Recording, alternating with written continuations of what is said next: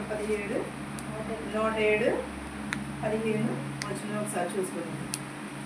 ఆయన కృపను బట్టి నరులకు ఆయన చేయు ఆశ్చర్య కార్యములను బట్టి వారు యెహోవాకు కృతజ్ఞతాస్తుతులు చెల్లించుదురుగాక. దేనిని బట్టి మనం దేవునికి కృతజ్ఞతలు చెల్లించాలి? ఆయన దేవుడిచ్చిన కృపను బట్టి నరులకు ఆయన చేసిన ఆశ్చర్య కార్యములు అనేకమైనవి చేస్తాడు దేవుడు. వాటిని మనం ఏం చేస్తాము? దేవునికి కృతజ్ఞతలు చెల్లించుకోవాలి. ఆ విషయమును బట్టి మన హృదయాలలో కానీ మనకు తెలుసు కానీ మన కుటుంబాలలో కానీ దేవుడు అనేకమైన ఆశ్చర్య కార్యములు చేశాడు, అనేకమైన అద్భుత కార్యములు చేశాడు. కానీ మనము దేవునికి ఏం చెల్లించమన్నాడు? యెహోవాకు కృతజ్ఞతాస్తుతులు చెల్లించుదురు కాక.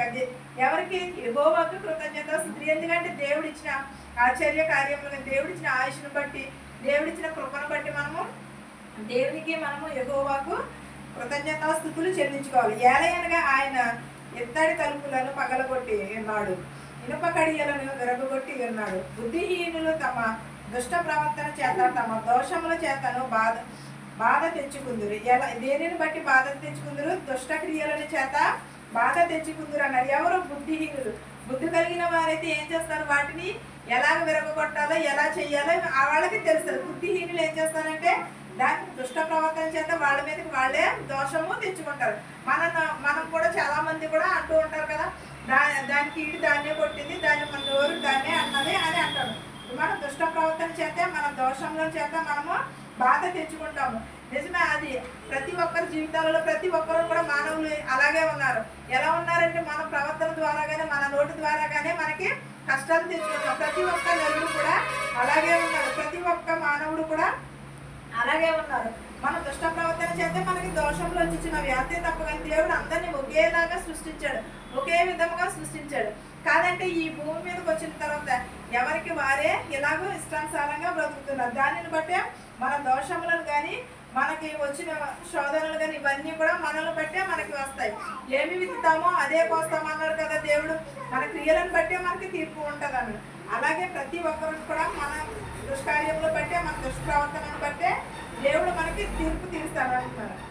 భోజన పదార్థములన్నీ వారి ప్రాణములకు అసహ్యమగును.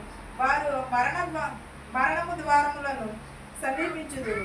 కష్టకాలమందు వారు యెహోవాకు మొరపెట్టిరి, ఆయన వారి ఆపదలో నుండి వారిని విడిపించును. ఏమన్నాడు ఇక్కడ? కష్టకాలమునందు మనము యెహోవాకు మొరపెట్టుచున్నాము. మన కష్టకాలంలో నిజంగా మొరపెడతాము. మొరపెట్టిన దాన్ని వెంటనే విడిచిపెట్టేస్తాము. ఏంటంటే దాన్ని మేలు పొందిన అంటే ఎవరమైనా సరే నరులు ప్రతి ఒక్కరు కూడా అలాగే ఉన్నారు. మనము ఎవరి దగ్గర నుంచైనా ఒక మేలు ఆశించామనుకో, ఆ మేలు జరిగిందనుకో వెంటనే అక్కడ మర్చిపోతాం. చేసిన వాళ్ళని కూడా మర్చిపోతాం. మేలు చేసిన వాళ్ళు మర్చిపోయి వాళ్ళకే మళ్ళీ తిరిగి మనము కీడు చేస్తున్నాం. కష్టకాలం ఉంది యెహోవాకు మొరపెట్టుచున్నాము, ఆయన వారి ఆపదలలో నుండి కూడా వారిని విడిపించారు. మనము కష్టకాలంలో యెహోవాకు మొరపెట్టినప్పుడు మన కష్టాలన్నీ తీరుస్తాడు. మన కుటుంబాలలో కూడా చాలా మంది కూడా మనశ్శాంతి లేదు. ఈ రోజుల్లోని ఎవరికి కుటుంబంలో చూసినా శాంతి లేదు, సమాధానం లేదు. ఒక తల్లికి చెల్లి లేదు, చెల్లికి తల్లి లేదు, తండ్రికి బిడ్డ లేదు, బిడ్డకి తల్లి లేదు. ఇలాగే ఉన్నాయి. ఎందుకంటే దేవుని అక్కడ సమీపంలో ఉన్నది. దేవుడు ముందే చెప్పినప్పుడు దేవుడు వచ్చారు అక్కడికి. ఒకరికి పొత్తులుండవు, ఒకరికొకరికి ప్రేమలుండవు, ద్వేషాలు, అసూయలు ఇవే ఎక్కువ నడుస్తాడు. నావోహు కాలంలో కూడా అంతే కదా. నావోహు ఏమన్నాడు? జలప్రళయం వస్తుంది అని అన్నాడు. కానీ జలప్రళయం వస్తుంది అని చెప్తే ఏం చేశారు? ఎవ్వరు కూడా నమ్మలేదు. ఎవరైనా కూడా దేశం అంతా కూడా పిచ్చివాడు అన్నారు, వెర్రివాడు అన్నారు, వీడికి మెట్లు వచ్చింది అన్నారు. కానీ నిజంగానే జలప్రళయం వచ్చింది కదా. జలప్రళయం వచ్చింది, వారి కుటుంబము మాత్రమే రక్షింపబడినది. కానీ మన కష్టకాలంలో యెహోవాకు మొరపెట్టినప్పుడు ఆయన మనకి ఉత్తరం ఇస్తానన్నాడు. ఆయన మన మొరను ఆలకిస్తానన్నాడు. ఆయన వారి ఆపదల నుండి విడిపిస్తానని చెప్పుచున్నాడు. 20వ అధ్యాయం 20వ వచనం. ఆయన తన వాక్కును పంపి వారిని బాగు చేశాను. ఆయన వారు పడిన గుంటలో నుండి వారిని విడిపించారు. మనము ఒకవేళ దారంటే వెళ్తున్నప్పుడు అక్కడ గుంట ఉన్నదనుకో, మనం చూసుకోకపోతే పడిపోతాము. అలాంటి గుంటల నుంచి తప్పించేవాడు ఎవరు? యెహోవాయే. ఒకవేళ మనం ఎలాగ వెళ్తున్నాము, బండేసి వెళ్తున్నారు చాలా మంది. ఇప్పుడు బండి నడుపుతారు. బండేసి వెళ్ళినప్పుడు ఇంటికి వచ్చేంత వరకు కూడా వస్తారో రారో కూడా తెలియదు. వచ్చారంటే వచ్చినట్టు, లేకపోతే లేనట్టు. ఎందుకంటే రోజులు చాలా చెడ్డవి. ఈ సమయమును మనం పోనీకోకుండా సద్వినియోగం చేసుకోవాలి. ఎందువల్ల ఇంటికి వచ్చిన తర్వాత అమ్మాయి వచ్చారని అనుకుంటున్నాం, కానీ బయటికి వెళ్ళి వచ్చేంత వరకు కూడా ఆపదలోనే ఉన్నారు. మనం సరిగా వెళ్ళినా అవతల వారు సరిగా రారు. వాటన్నిటి నుంచి కూడా గుంటల నుంచి తప్పించేవాడు యెహోవాయే. ఆయన తప్పగాని మనల్ని కాచి కాపాడేవారు ఎవరని కూడా లేరు. ఆయన వాక్కును బట్టే మనం ఇలాగ ఉన్నాము. ఆయన వారి పడిన గుంటలో నుండి వారిని విడిపించేవాడు కాడా యెహోవాయే. యెహోవాయే లేకపోతే మనకి సృష్టి లేదు.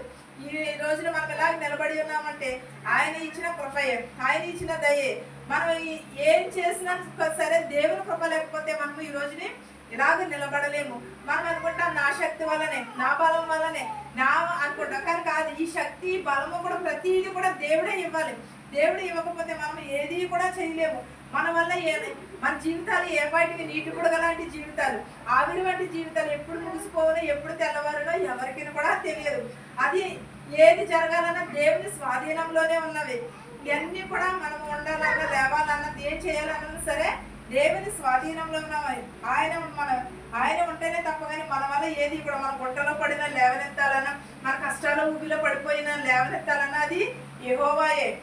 ఆయన కృపను బట్టి నరులకు ఆయన చేత ఆయన చేయి ఆశ్చర్యకర కార్యమును బట్టి వారు యెహోవాకు కృతజ్ఞతాస్తుతులు చెల్లించుట. ఆయన కృపను బట్టి నరులు ఏం చేయాలి? ఆయన చేయి ఆశ్చర్య కార్యములను బట్టి. దేవుడు చేసే కార్యములు కంటికి కనపడవు, చెవిటికి వినపడవు, హృదయానికి గోచరము కావు. అలాంటి ఆశ్చర్య కార్యములు చేసినప్పుడు మనం దేవునికి ఏం చెల్లించమని అంటున్నాడు? 15వ అధ్యాయంలో కూడా అదే చెప్పి ఉన్నాడు. 21వ అధ్యాయంలో కూడా యెహోవాకు కృతజ్ఞతాస్తుతులు చెల్లించమని అన్నాడు. దేవుడు మనకి చేసిన మేలును బట్టి, మనకి చూపిన కృపను బట్టి దేవునికి యెహోవాకు కృతజ్ఞతాస్తుతులు. మనకు ఆయన ధనం అడగలేదు, ధాన్యమని అడగలేదు, మన ప్రాణమును అడగలేదు, ఏది కూడా అడగలేదు. హేబేలు అర్పణ నచ్చిందా దేవునికి? కయ్యేను అర్పణ నచ్చిందా? ఈ రెండింటికంటే ముఖ్యంగా మనసు ముఖ్యం అని చెప్పాడు. హేబేలు తెచ్చాడు, కయ్యేను తెచ్చాడు, కానీ కయ్యేను అర్పణ నచ్చింది. అంటే హృదయపూర్వకంగా ఇచ్చాడు కాబట్టి. హేబేలు ఏంటంటే మనసులో ఒకటి పెట్టుకుని పైకి ఒకటి చేశాడు కాబట్టి హేబేలు అర్పణ నచ్చలేదు. కయ్యేను అర్పణ అయితే స్వార్థం లేకోకుండా, ఏది నిస్వార్థం లేకుండా, ఏది ఆశించుకోకుండా ఇచ్చాడు కాబట్టి అర్పించు వాటన్నిటికంటే ఏమన్నా మనసు ముఖ్యమని చెప్పాడు.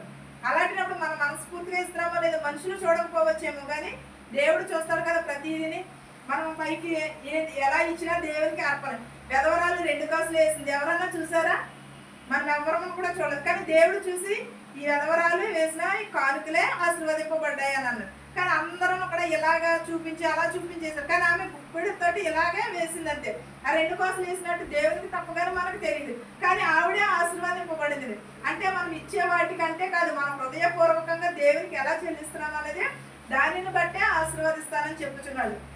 మనమైతే మనం అందరికీ కనపడాలని, అందరికీ వినపడాలని మనము చెప్పుకుంటూ ఉంటాం, కానీ అలా కాదు. 22వ అధ్యాయం. వారు అర్పణములు చెల్లించుదురుగాక, ఉత్సాహధ్వనితో ఆయన కార్యములను ప్రకటించుదురుగాక. వాడ ఎక్కి సముద్ర ప్రయాణం చేయువాడు, మహాజనముల మీద సంచరించుతూ వ్యాపారం చేయువాడు యెహోవా కార్యములను, సముద్రములో ఆయన చేయు అద్భుత కార్యములను చూచును. యెహోవా కృతజ్ఞత అర్పణలు చెల్లించుదురుగాక అంటాడు. ఎలా చెల్లించమని? కృతజ్ఞత అర్పణ హృదయపూర్వకంగా చెల్లించమని అంటున్నాడు. మనం మొక్కుబడులు చేసుకుంటాం, కోళ్ళు అనుకుంటాం, కానీ అవన్నీ చెల్లించడానికి మనకి సమయం ఉండదు, అవన్నీ చెల్లించడానికి మనకి టైం ఉండదు. కానీ మన సొంత కార్యాలకు మాత్రం టైం ఉంటుంది. మనకి ఏదైనా చేయాలనుకుంటే, ఏదైనా కొనుక్కోవాలి, కానీ దేవుడికి ఇచ్చే కాడ మాత్రం చాలా మంది వెనక తీస్తారు. కానీ ఎప్పుడు కూడా అలా వెనక తీయకూడదు. ఎందుకంటే దేవుడు ఇచ్చింది దేవునికే తిరిగి ఇస్తున్నాం, అది ఆశీర్వదించి మళ్ళీ మనకి ఇస్తాడు. కానీ మనం మనుషులకి ఇస్తున్నామని అనుకుంటున్నారు.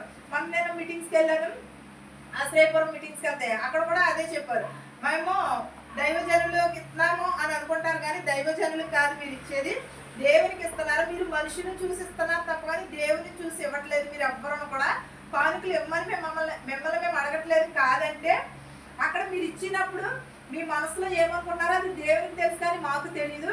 మీరు ఏమనుకుంటున్నారంటే మనిషిని చూసి మనుషులకే ఇచ్చేస్తున్నాము అని అనుకుంటున్నారు, కానీ కాదు. ఇది అది దేవునికి ఇస్తున్నారు. మీరు దేవుడు స్వయంగా వచ్చి తీసుకోలేరు కాబట్టి దైవజనుని నిర్ణయించుకున్నారు.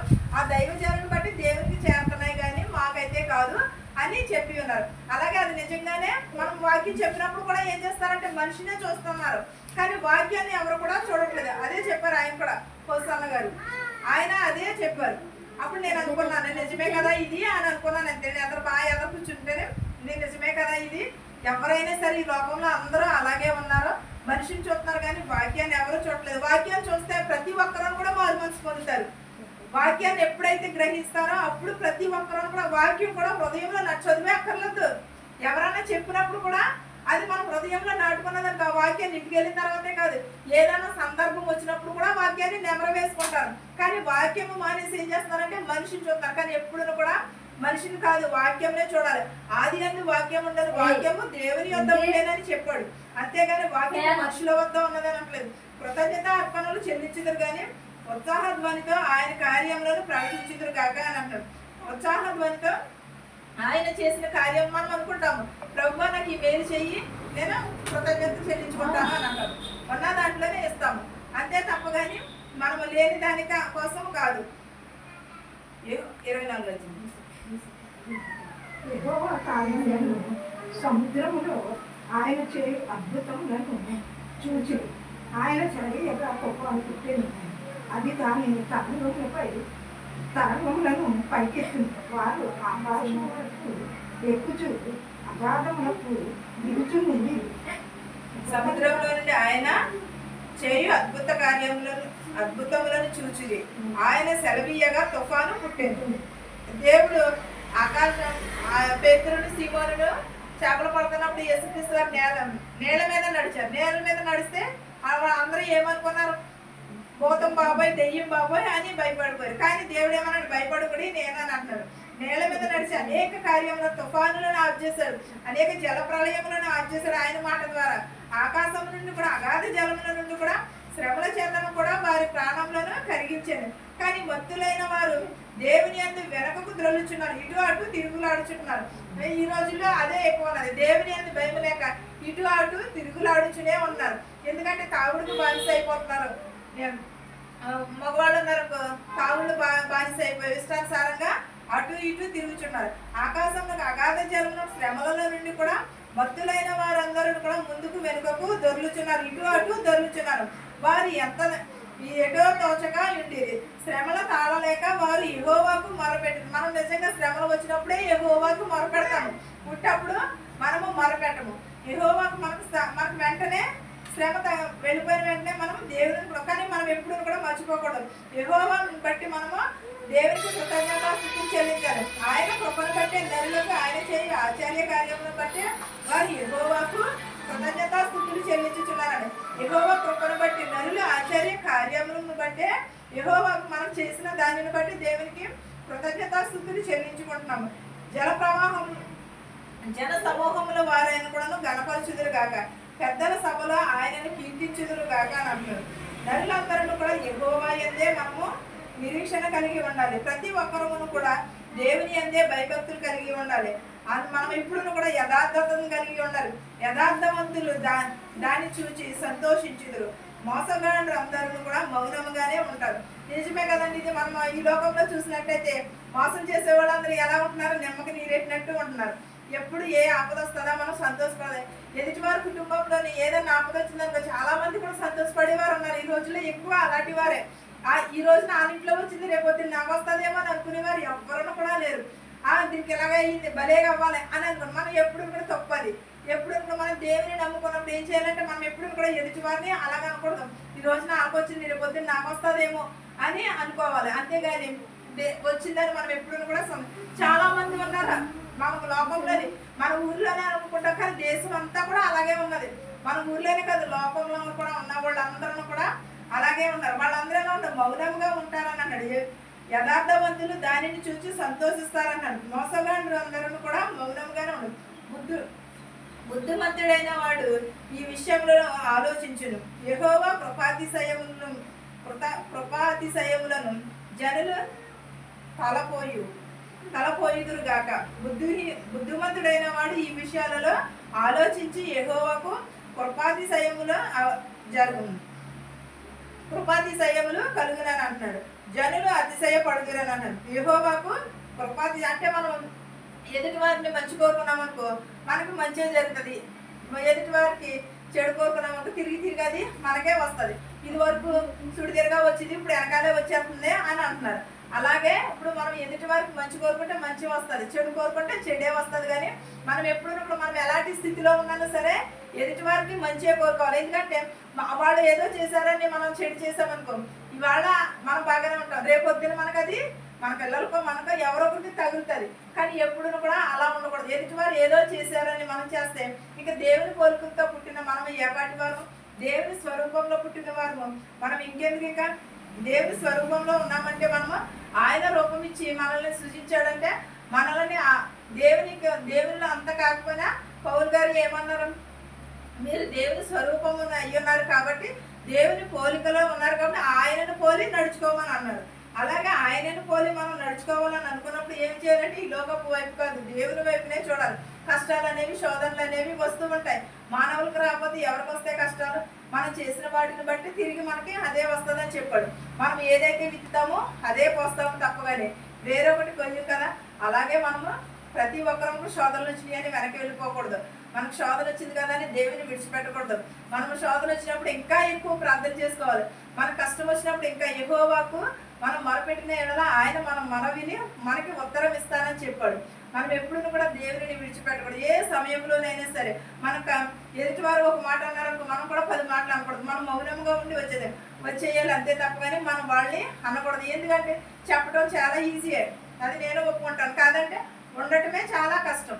కానీ ఉండి చూస్తే అది ప్రతి ఒక్కటి సాధ్యమే. ఎందుకంటే అవతల వాళ్ళు కూడా రెచ్చగొట్టేస్తారు, అవతల వాళ్ళు కూడా అంటూ ఉంటారు. ఎందుకంటే వాళ్ళలో సైతాన్ ఉన్నది, ఆ సాతాను అలా ప్రేరేపిస్తారు ఎదుటి వాళ్ళు కూడా అదే విధంగానే.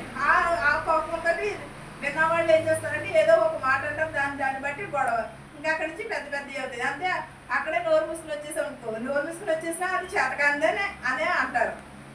ఇలా అన్నా బాధే, అలాగన్నా బాధే. ఏదైనా కూడా మనుషులకి ప్రతిదీ కూడా బాధే, అది దేవుడే చూసుకుంటాడు.